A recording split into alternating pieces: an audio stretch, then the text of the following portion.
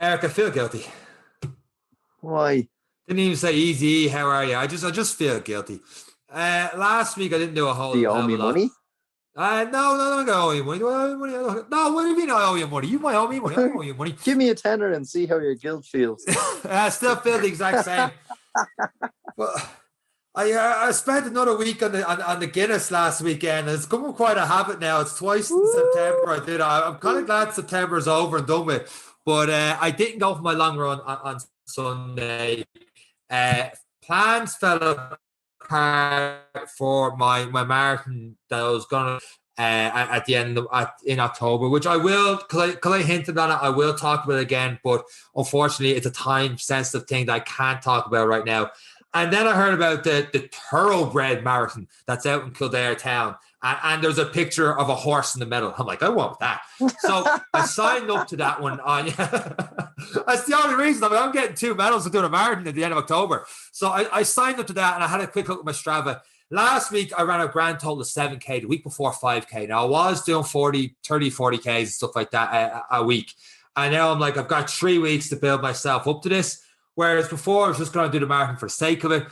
So to be honest with you, I was just going to stroll it. Like I was going to do like a 4:20, a 4:30, and just make a day of it afterwards and all the rest. And now I'm kind of like, well, it's an official event now. So just strolling it is not going to cut it, because had I just strolled a virtual, I can't go for a PB, because if I got a PB, it wouldn't count. Like my watch says my last one was 3:47, whereas the official time is 3:49. So stuff like that, you can't really say it's an official marathon. But now that it is an official marathon, it's official, it's AAI certified marathon, I'm like, I kind of got to go with this. And I'm feeling guilty because I didn't do a whole lot of running last weekend.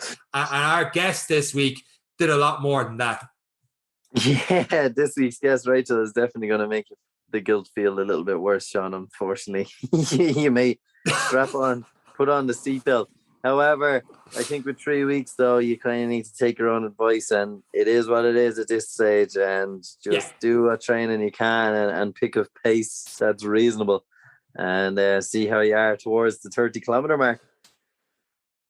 That's pretty much all I can do now. Is a 30-kilometer mark, anything goes. Cause I've done a few runs of 23, 24K and stuff. I'll get a 24, 25K in this afternoon. Because we're recording this on Saturday afternoon for you guys. Myself and the big man are away to Birmingham for a day trip in the morning. We'll talk about that in next week's podcast. Won't give any more away in that one. Hopefully, there's a couple of stories from it. So I'm going to get my long run in there after this. We wrap this up. And hopefully, I know for a fact I'm going to be inspired to get the long run in after I hear about this week's guest. Yeah, so we'll just crack into today's show, Sean. I think we've teased enough. We'll get packed for Birmingham and hopefully have good stories for next week. On that note, guys, enjoy this week's episode of the Any Given Run Day podcast.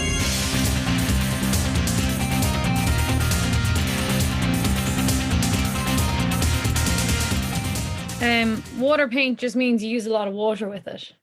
Oh, but you're still painting. Yeah. You just have really watery paint instead of normal paint.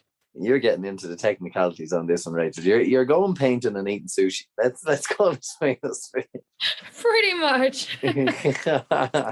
Rachel, this podcast is all about eating sushi and water painting. I'm going to snooze for the rest of it and let Eric take over the questions. But with that said, because you had a big build up and an intro before the podcast, that is your intro to being a return guest of the Any Given Run Day podcast. Rachel, how the hell are we?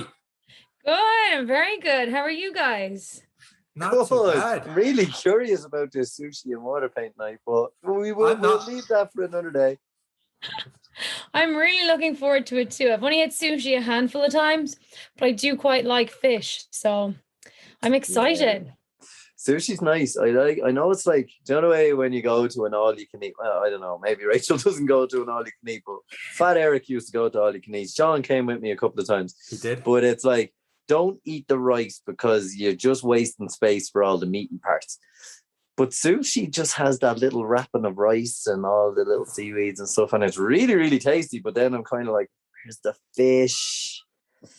It's always so little snipples of fish in the middle. And I'm never really happy with it.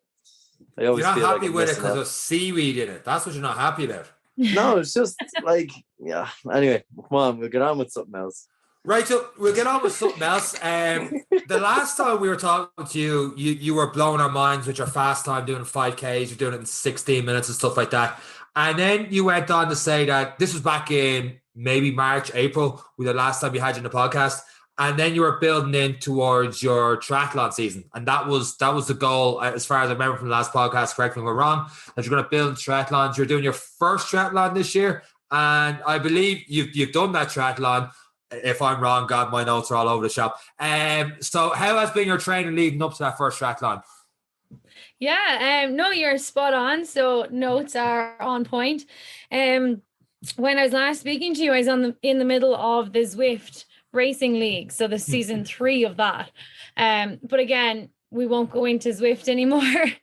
So then obviously summer months approaching, I actually started open water swimming, because I think I mentioned in the last podcast that was always a big hesitation for me. And I know, Eric, you feel the same way about the open water. It was just kind of really, that was holding me back. Like I could run, I could cycle, I would do that all day. Getting into an open body of water, I couldn't do it. So what actually happened was one of the guys who I ended up training for the triathlon with, he was doing a charity swim. He was planning on swimming 13 kilometers, so the whole perimeter around Loch Owl, just outside Mullingar. And he just had it up on Facebook. So I donated to the charity, and I just messaged him. I said, look, I said, if you're going down to the lake, I said, I'd be really interested. Like, I do really want to start like open water swimming.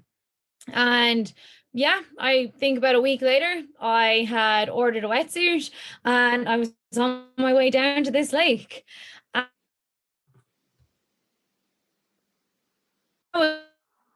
Mid-June, and that just kind of kicked off triathloning. I suddenly wasn't focused purely on cycling. I was back running, and then now I discovered this whole underwater world and fell in love with open water swimming. Ariel. Need to get my mermaid fins out. I went swimming with Rachel one of the days, Sean. Rachel was like, oh, I've only done one swim. And I was like, great. 2 people near drowning along the banks of Loch Owl. And Rachel left me in her wake. I was like 300 meters behind her, struggling to breathe. She was gone. She was like, oh, I'm not that good. I was like, oh my God, I wanted to drown her myself. It was absolutely ridiculous. I was like, oh, I felt bad. Did you get over it then, Rachel, after that 1 or 2 sessions? You were just completely over open water swimming and you were good to go? Yeah, like I think the first time, and what's really reassuring about Loch Owl is we started at the diving board, and there is like a rocky section hugging the shore. So you're never, if you just swim up and down the shore, you're never too far from where you can stand. Gotcha. And I think that's what I needed. I always had this vision of being stuck in a lake or somewhere, not being able to stand. And then I went here and I realized, okay, there's all rocks underneath me. Like there's no sea monsters that I can see. I'm okay. Except for me. Yeah. Loch Ness lawless. But I just did that. I just stayed within my comfort zone. And it didn't actually take me long till I ventured out a bit further. Gotcha. And then we went to another lake in Collinstown, Loch Lean. And there was a group of us. And one of the lads was like, okay, what will we do? Will we like go up the side, cut across the middle, come back the other side? And someone else was like, no, we'll just swim a kilometer out and swim a kilometer back. And I was there looking like on, oh my God, like what? Like I've never been here before. So, I kind of just had to, there was people all around me. I purchased one of those floats. So they're the orange buoys that you tie around your waist. Okay. So if you get into difficulty. And I think it was small safety precautions like that, like never going on my own, having the wetsuit on, having that pull buoy behind me, made it okay. And once I survived that swim, I was like, okay, I think I can conquer anything. Yeah, it is a real kind of mental block when you're trying to get in it. And Sean can probably vouch for it because Sean can't swim. Well, he's working on it. Progress, slow process. But it is a it is a kind of big mental block, especially when it's like that, when you haven't been somewhere, you have to get in, and then all of a sudden you have to swim out a kilometer to a buoy and back. And it's like, it's just, there's something terrifying about it. There is something for me anyway. I don't know. I think it is quite common in Ireland that the reason people don't do triathlons is their one, lack of ability to swim, or two, fear of water. And for an island nation, we have a severe lack of ability to swim, and Our waters are massive cold. amount of fear of water. Yeah, the waters are cold, but like, you still think, we learn how to swim in warm swimming pools. Like, I did start. The week I started was the really sunny week we had. So like that completely ruined my perception of swimming in Ireland. Gotcha. Like 29 degrees and we were in the lake. Warm, the sun was shining. There was people going in without wetsuits. And now we're in the winter months and I'm like, okay, I see that was not actually a true picture of what it's like. Yeah. It was actually funny. We went on with our wetsuits on, and people were barely wearing clothes this day, and they were looking at us putting on wetsuits like, where are they going in their wetsuits? Scuba Steve and his pals getting into the water. But it is, and that is why triathlon is a fantastic summer sport, because the water temperature does increase, and it is actually really, really enjoyable to be in the water. You probably noticed, Rachel, when you were doing the sea swim, or maybe it was a little bit, it was out in Westport you were doing it. Did you notice a temperature drop when you were in the water this time for the race? No, actually, I think it was pretty fine. Like, lakes are supposedly colder. And Loch Owl, one of the locals was describing it to us one day. I can't even remember what they said, but basically, I don't know if it's a reservoir. I think I'm getting this completely wrong. But Loch Owl always tends to be colder than the sea. So I have heard that they do tend to be colder. I suppose it's because they don't have currents, and because obviously the underflow of currents from the Gulf of Mexico, all that kind of heats the water, and the global currents kind of keep it at a standard temperature. But in fairness to the lakes over the rocks, obviously the heat on the rocks keeps the water kind of above it. Like, so when we say there's rocks, it's about probably 50 meters wide. And it's kind of like a single level, about a meter deep, meter and a half deep. And it's just rocky. So when you're swimming over that, it's actually nice and warm. And then if you venture out into the deeper water, you're like, ooh, it just got cold. You can feel the temperature difference when you're swimming over the rocks and that. So it was actually really enjoyable. The only not enjoyable part for me was the ability to swim, but the actual water experience got a lot better. And it was a great place to train, Rachel. You're right. It was reassuring to know at any point I could just lift my head up and stand up on the spot. It might take you a second to find your footing because there's rocks underneath you, but yeah, it was really nice, kind of a mental win that you could actually swim 500 meters and know that you could stand up at any point. Yeah. You're giving me geography lessons now, this Gulf streams and all the rest, but just to dumb down the geography a little bit for me, where is Loch Owl? Mullingar. Okay, got you now. Just to be people listening going, hey, that sounds like a cool place to train and stuff. Where is it to head down towards Joe Dolan country and start training there? I suppose, like with the wetsuits, not obviously I don't swimming like that, but I would assume you're best off wearing that as much as you can, because come race day, you kind of have to wear a wetsuit. Is it like I don't know if it's restrictive or anything like that? It's good to train the clothes you're training in, or is that just any issue at all with wetsuits? Well, I think the image that most people would have, and certainly the image I have of wetsuits, is the wetsuits you'd hire when you go surfing. That's kind of the mental image I had of the wetsuit, which can be quite restrictive.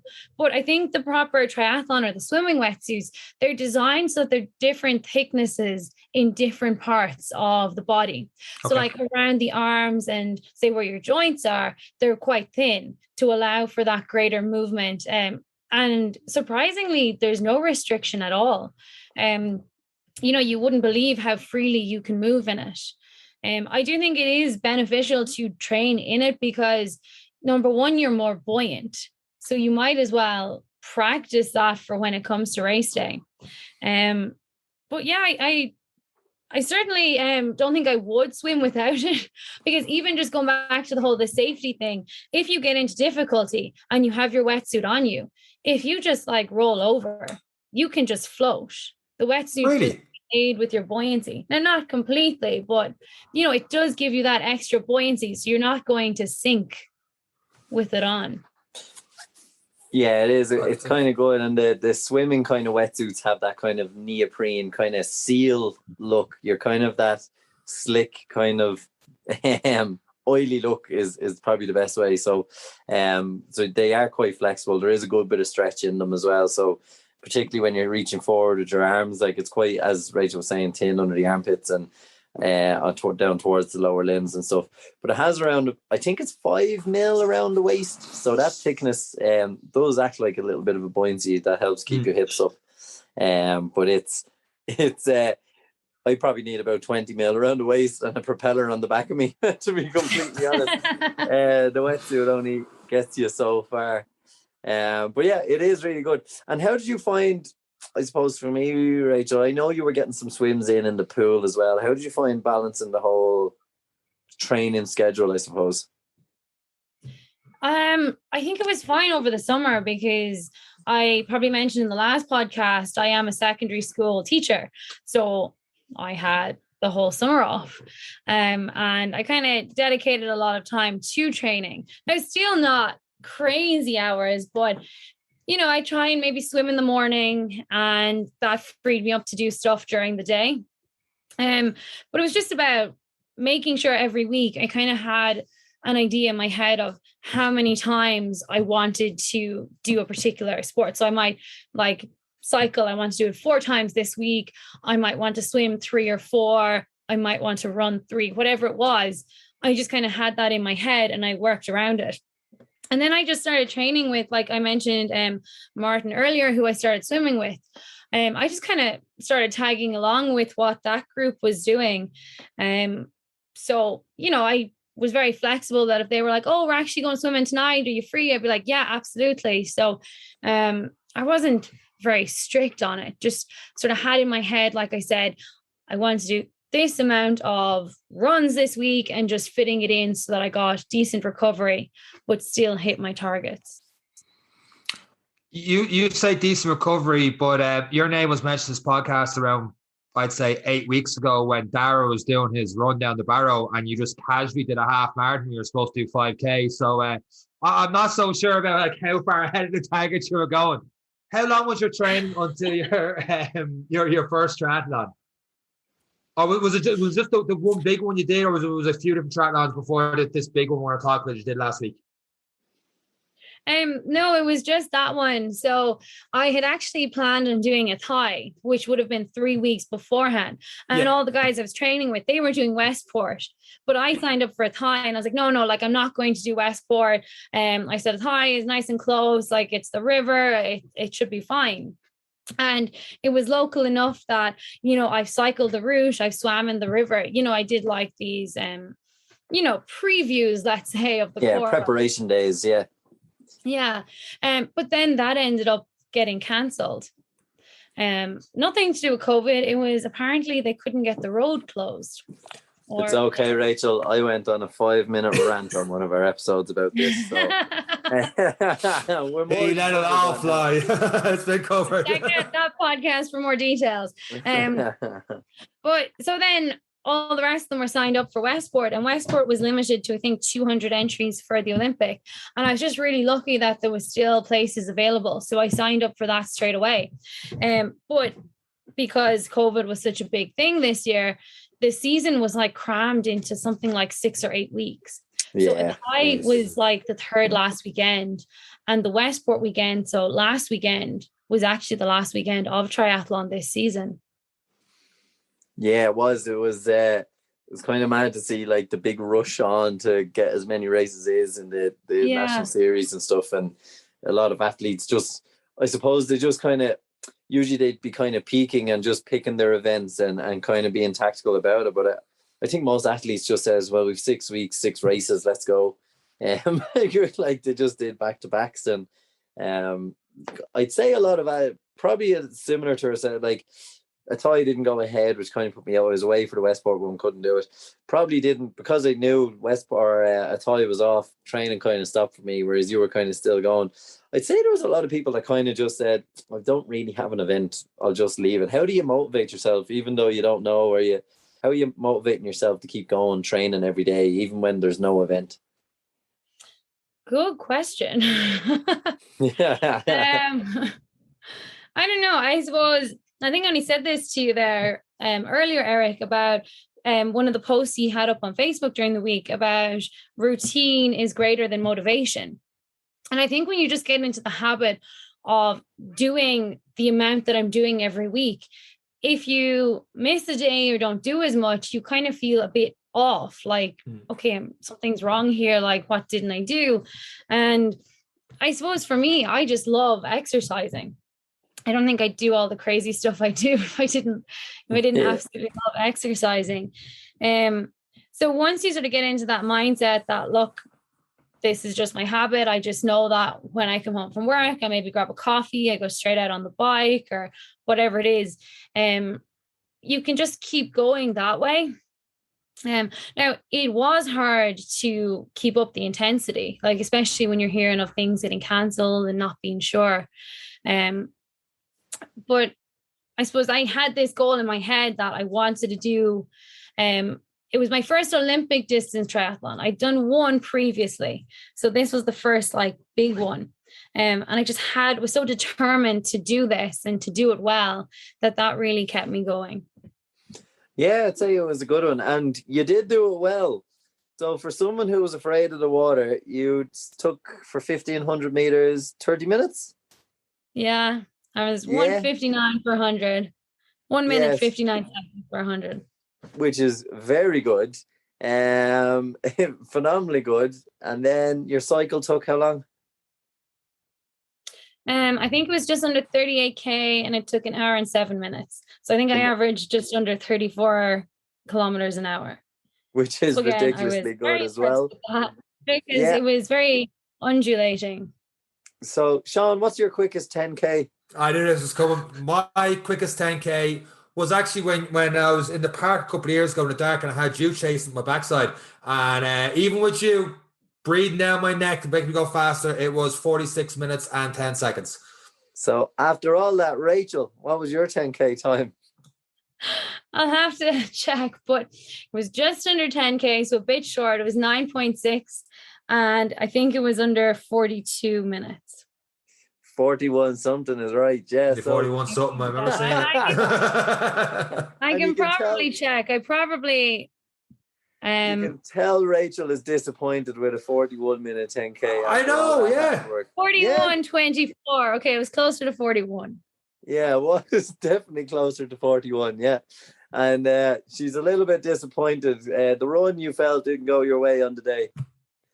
Oh, man, like, I probably didn't have the best lead up. So I was in PE about 10 days before the race and taking down the equipment, and I got hit in the head with a pole fell on my head. So I just had a nice shiner. Was supposed to be doing my first sea swim that day. Obviously couldn't do that because, was I borderline concussed? concussion? Was I not concussed? So kind of had to take a few days easy. And that means I ended up not running for possibly the 2 weeks before the race. I don't recommend that. That was a very bad decision. It clearly shows your results are right, Rachel. That was a terrible decision. How did you cope? Yeah. You're so average. Yeah. So stop hitting my yourself legs, in the head, Rachel. Yeah. I don't know. It either knocked more sense into me or it knocked the remaining sense I had out of me. But I won't be the judge of that. But then the run, it was 2 5K laps. And there was about a 1,500 meter drag in it. And oh my God, I was not ready for that drag. I had to stop at the top both times, which really frustrated me. But my calves just were really tight. And after being on the bike, I hadn't really done many brick runs, which again, I don't recommend. So brick run is when you run straight off the bike. So I hadn't done very many of those. So my body was kind of like, what's going on? And then going up the hill, my calves just got really tight. And I was like, okay, I was like, I can just keep suffering on here and slow down, or I can just stop for 30 seconds, whatever it is, stretch them out and continue. But I ended up doing that on both blocks. And that worked for me. I'm just doing the maths in my head, Rachel. I'm going to have to stop you there. So twice you stopped for 30 seconds to stretch. Probably around 30 seconds. Yeah, around 30 seconds. That's like nearly a 40-minute 10K then. Yeah. After the swim and cycle, if you hadn't I didn't have to stop. So you're probably averaging 4-minute kilometers roughly, but taking out the 2 stops for 30 seconds plus. Yeah, most of our time were 4:06, 4:10, and then you can see where she come up the hill, and then that kilometer was 4:30, and then the other kilometer where she stopped was 4:30, and then everything else. I think your last kilometer was a 3:50 or something. Yeah, that sounds about right. Absolutely disgusting. Like I had been training between 4-minute Ks and 4:10, like any tempo runs I did, things like that. I was trying to aim for that kind of 4-minute 4:10 because that's what I reckoned I'd be capable of.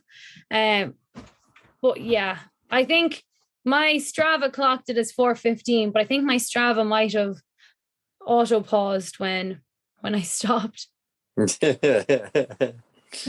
So when you're training towards you're doing 10Ks nearly 40 minutes and without the swimming cycle, I think it's safe to assume you would easily get under 40 minutes.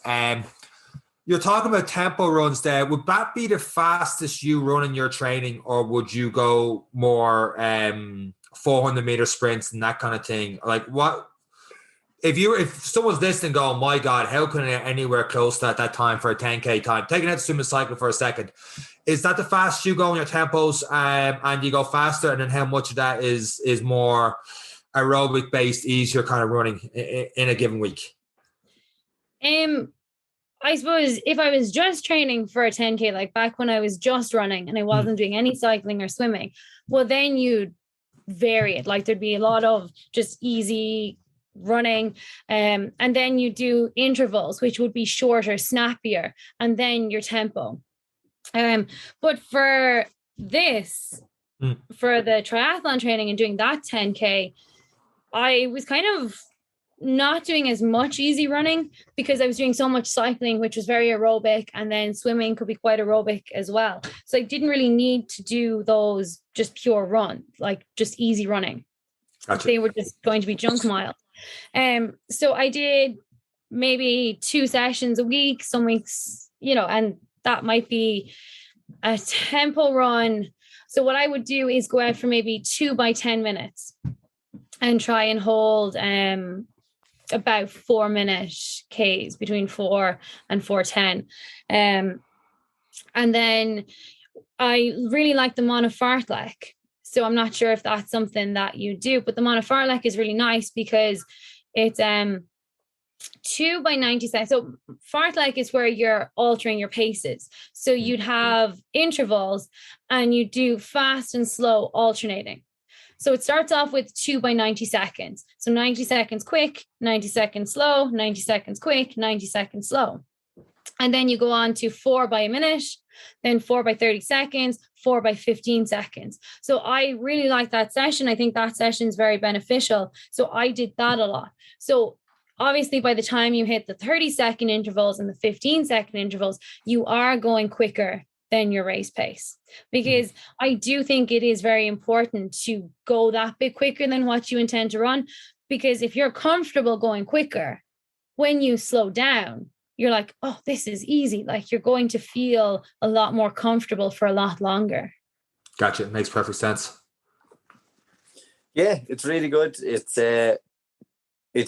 definitely something I noticed when we were doing we went through the 6 weeks of the 5K program, Sean, and then moved into a lot of the shorter, sharper stuff. And I said to you afterwards, I hate running fast. I hate it. But what the beauty was, when I stopped trying to run at a 350, I then switched back to running 440s, and it just felt amazing. It was like going for a walk, a nice stroll. It was like, 440. It's so nice. It's It is amazing when you push yourself. Although it's Yeah, it's hard to draw the comparison with Rachel, who's running comfortably at a 4 minute. But it is the same kind of principle, I suppose, that when you get used to running those kind of shorter, sharper bursts, mentally you're kind of like, well, this is 40 seconds slower. This is okay. And even the body kind of compensates for that as well. I was like, yeah, you're right. This is a lot easier. So you kind of find that happy ground, I suppose. It just takes practice as well, Rachel, doesn't it? Probably getting to know your body and understanding what works. Yeah, absolutely. But I'm just here laughing at your comment. I hate running fast. One of my training partners ran past me in that kind of second to third kilometer where we were on the hill. And he just gave me some encouragement, like, come on, Rachel. And the only thing I shouted back to him was, I hate running. So I think mentally my head was probably not in the run as well. So that's the only thing I said to him. I hate it. And then I finished and I was like thinking about it. I was like, maybe I don't hate it that much. Maybe that's the heat at the moment. I hate running on hills. Might have been a better way to put it. When you got over the hills and you were finished, did you get the bug for triathlons? How did you feel after doing that triathlon? Hold on a minute. We're not finished. Oh, we're not finished. Okay. It was our first Olympic triathlon. Yeah. And where did you finish, Rach? I was 51st overall and 9th female. And I think 4th in my age category. So pretty good. Yeah, I mean, I couldn't have asked for a much better start to what could hopefully be a good triathlon career. Yeah, it's absolutely amazing. 4th in age category, 9th female overall. And bearing in mind, Sean, we've just said that some of these ladies who were competing were all part of the national series. They are probably, it was the last race for a lot of the athletes who are competing on a more regular basis and training a lot more, and probably in their 5th to 10th season of racing triathlons. and Rachel shows up in a Saw Doctors t-shirt and flip-flops and says, all right, I'll have a go at this. Why not? Well done, Rachel. Absolutely amazing. Thank you, guys. I apologize not for asking, but when Eric does a long race, so I do a long race, one of the questions we're never asked is, so where'd you finish? As in, like, out of everyone, they're just like, oh, you finished, fair play, thumbs up. And never really asked, where or anything that kind of way. Just as proud we've done. So you've answered my question. It's you're straight into triathlons now and building towards next season. Yeah, I think so. I've definitely got the bug. So just have to keep the swimming up. Right. Not let that go, because I think that's probably the hardest one to get back and to make improvements on. It is, I suppose, like, Ray, you said there you hate running, and probably the reason you say you hate running is you've put in your 10,000 hours of running. You've already got to that point of, I'm tired of running. I've ran since I'm 8 years of age, or your first community games or whatever it was. But I suppose when you have put in so much hours, you can quickly go. I think it was something you said to me a few weeks ago, that you weren't worried about running because you know exactly what you need to do over the course of 6 weeks to get it back. Whereas swimming, you probably agree, particularly for myself, and you're probably a little bit more experienced now, it's something we haven't put in the hours in. We're probably into the hundreds of hours, not even 1,000 hours of practice at it. And it is something that probably needs a lot of work. For that, I suppose that if you're going to skip one of the days, it's probably going to be the run over the swim. Would you agree? Yeah, absolutely. Because unfortunately, if you don't come from a swimming background, it is very, very difficult to do very well.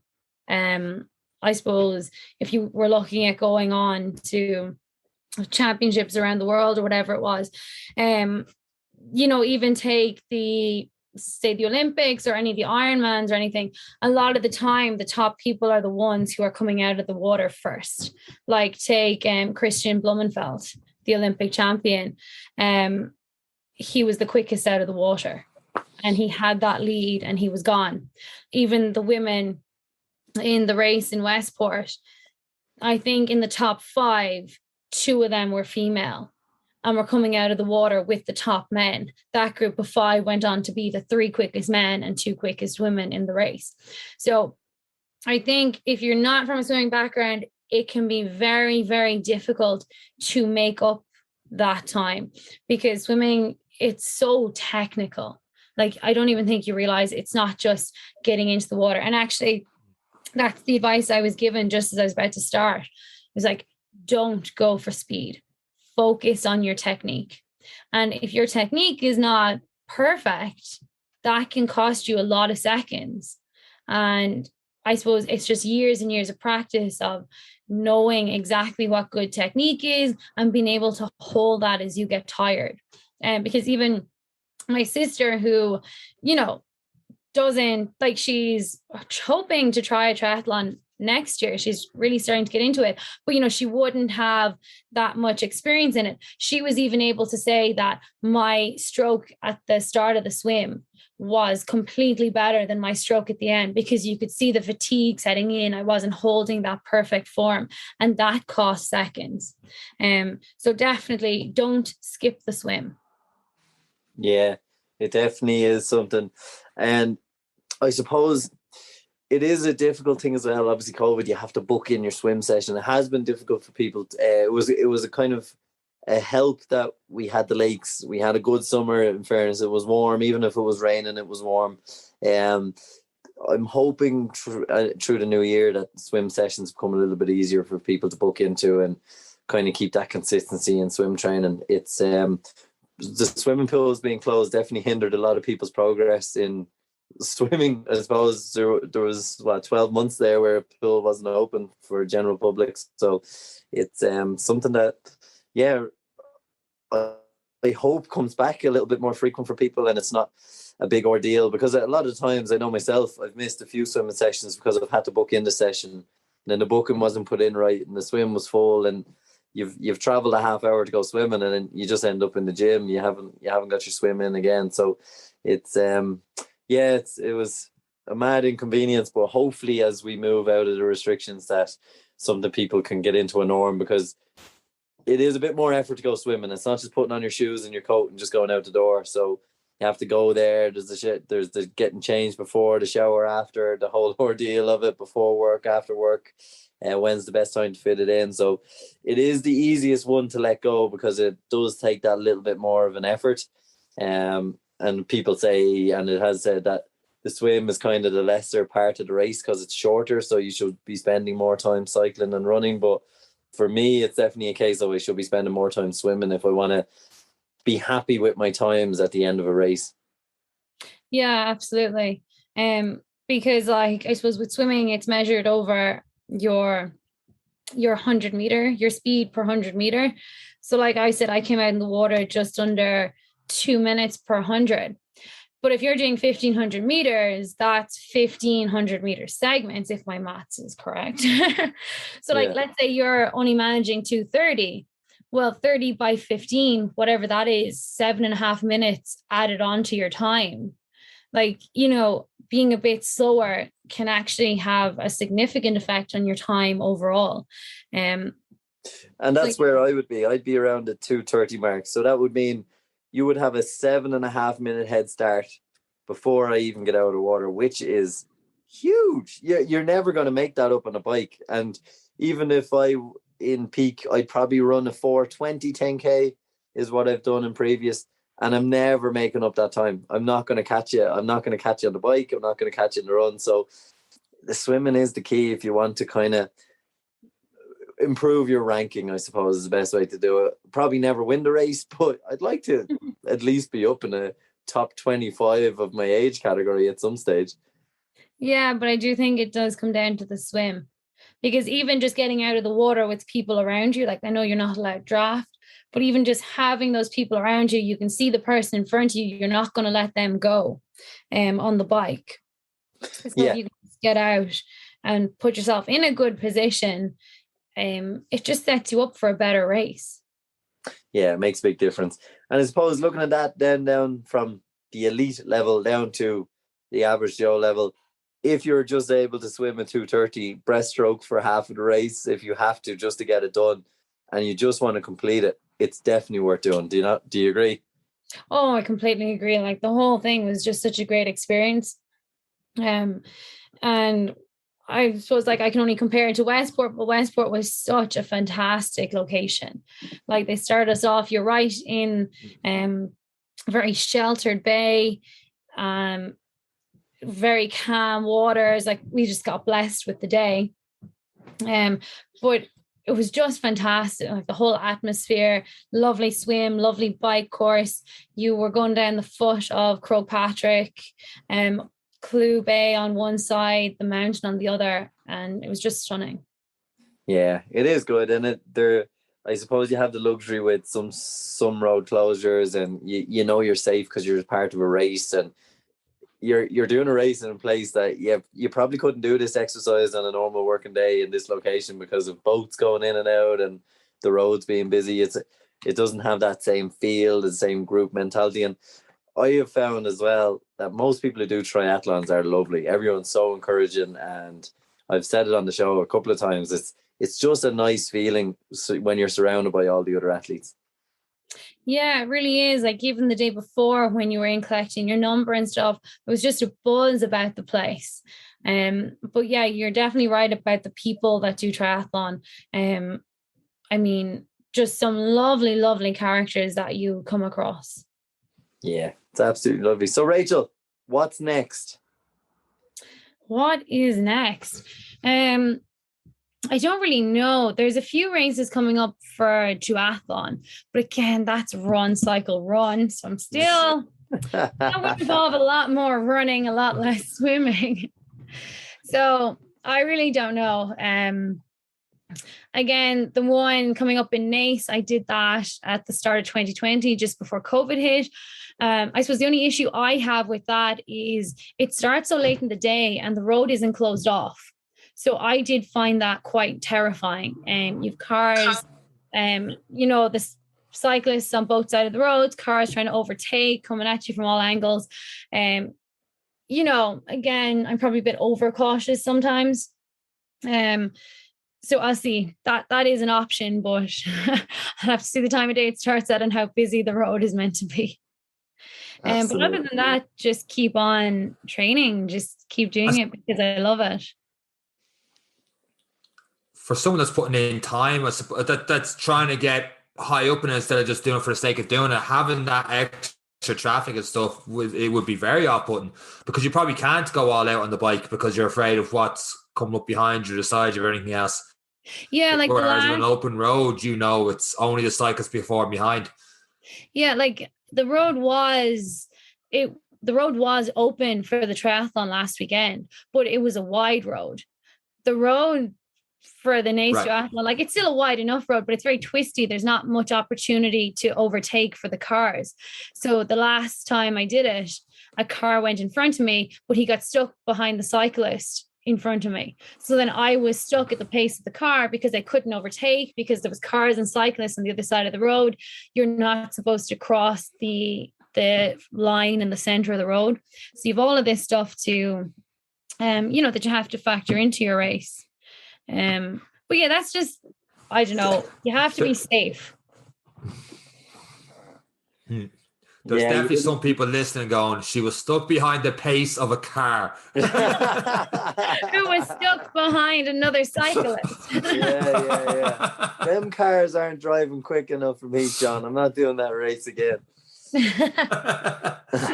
Nice and over us. It must have been a Sunday evening the race was on. I'm gonna be paying taxi drivers to drive in front of Rachel while I pass her out. She won't cross. Well, she's going to get out of the water a good 7.5 minutes before you, so you're having a hope there, but it might help you catch up. Absolutely brilliant. So, Rachel, if we keep up the swimming, are we going to see you at a World Championship, do you reckon? We're going to say this now, so when you're rich and famous, me and Sean are going to be like, we called it. I don't know. I would love, and I think I said this the last day, that I would love to do 70.3 and then eventually a full Ironman. And you never know. Imagine going as an age grouper to the 70.3 world champs or even getting to Kona in the Ironman world champs. Like, I just think that would be amazing.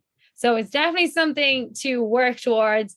It's definitely something I think would be just the ultimate triathlon experience. So you never know. I'll keep you posted. Yeah, and I'm sure we'll be in touch again. Well, Rachel, thank you so much for giving us the time today to talk about your race. Have you any last minute tips for anyone looking to get training over the winter? Oh, I think like I just went for it, especially with the swim. I just went for it. And like even over the winter, you don't try and do 2 things a day. If you just try and do something 6 days, like not even 6 days a week, but just try and run, swim and cycle every week, even if you just do them once or twice a week. Just keep that kind of base ticking over so that when it gets to the summer, the weather starts improving, you get out more, you're not starting from square one. You already have that background and just enjoy it. Okay. We might joke about hating running, but believe me, we wouldn't be sitting here talking about it. We wouldn't actually be going out and training if we did hate it. So, yeah, just love it, enjoy it, and have fun. Absolutely. And on that note, Rachel, brilliant. No other way to cancel the podcast any better than that. So I will say, try and love and enjoy your sushi with seaweed later on tonight. And that is it from myself. That's it for myself, Rachel, and 3 of us. Take care. Bye, guys. Thank you. Bye.